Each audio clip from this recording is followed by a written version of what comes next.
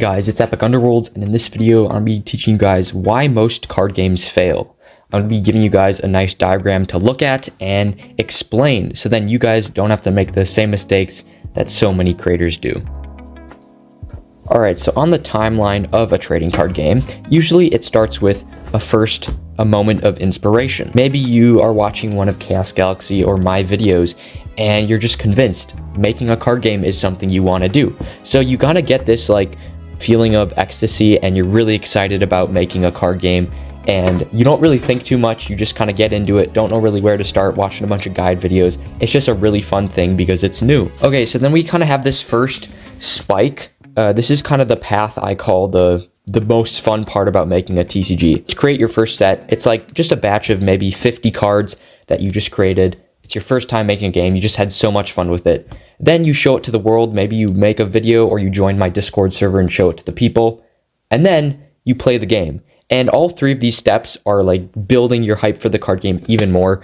It's the most exciting thing you've done in a while. And playing the game, especially in person, gives you another huge rush. When I made my first game that I actually played with someone, Epic Wars TCG, and played it with my cousins in person, I was addicted to TCGs for a while, and that dipped off because that initial rush of, oh, people actually like something I made, kind of died off. Now, this is the first lull of your card game experience. Or what I see with most creators is that they then have another high of actually publishing the game and getting a pack from the game crafter with their cards. So that's like another spark. At your peak, and then you publish your game, and boom, your game's now out there to the world. You're so happy. This is now when most games pretty much stop being created. It's after that first set curse. Because everything was so new, it was an adventure, and now it just kind of becomes monotonous. This is where most card games fail, and I've seen it so many times. People finally publish their game and then just completely drop off the map. And this will just keep going down. So in order to really get past your first set of cards and keep going with making a card game, you need to basically be re-enlightened. And there's actually a lot of ways you can do that. Here's just a small list. You can try making some events for your card games. By the way, if you guys want to take some notes while you're watching this video, maybe that's a good idea. But a really good thing is to have contests for your game. Maybe say, okay, whoever joins my Discord server, you guys can try to make a card for the game, and whoever makes the best card wins and is in the next set.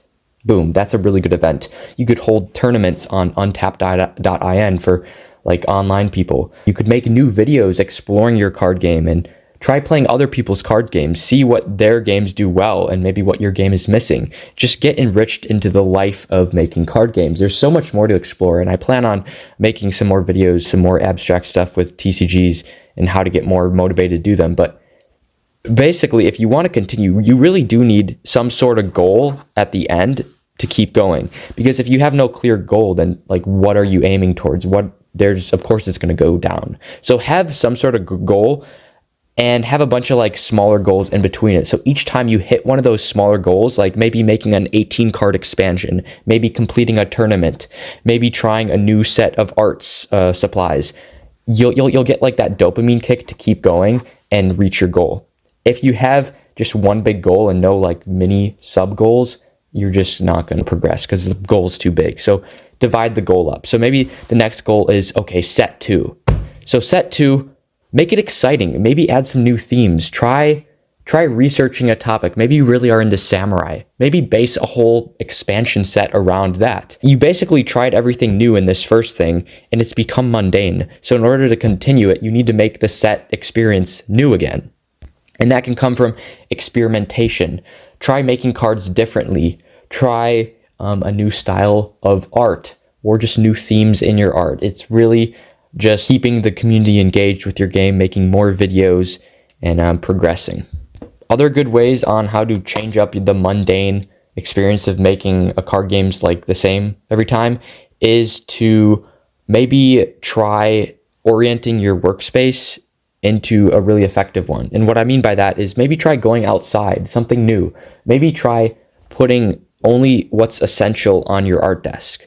On my art desk, I just have my TCG sketchbook and the supplies. So then when I go to that art desk, I know that's my only thing I'm going to do there. I'm not going to get distracted doing anything else.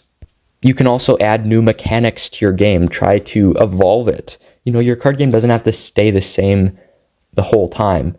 I mean, if you made like the first set and you just think the mechanics could be better, you could just completely reinvent the TCG. Keep the core values the same, keep some of the characters the same, maybe even add some lore to your game. I just think that people aren't realizing how many more things you can do with your TCG after the initial set release. And it can be discouraging when people don't get invested into your game after the first set, but people want to invest in something that they know will be like permanent and that they'll back.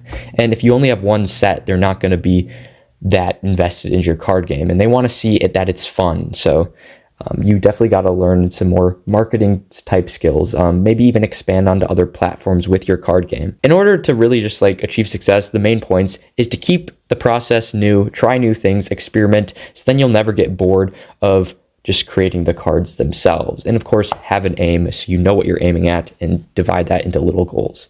So that was this video. I hope it helped you guys. Thanks for watching, and I'll see you guys in the next one. Bye.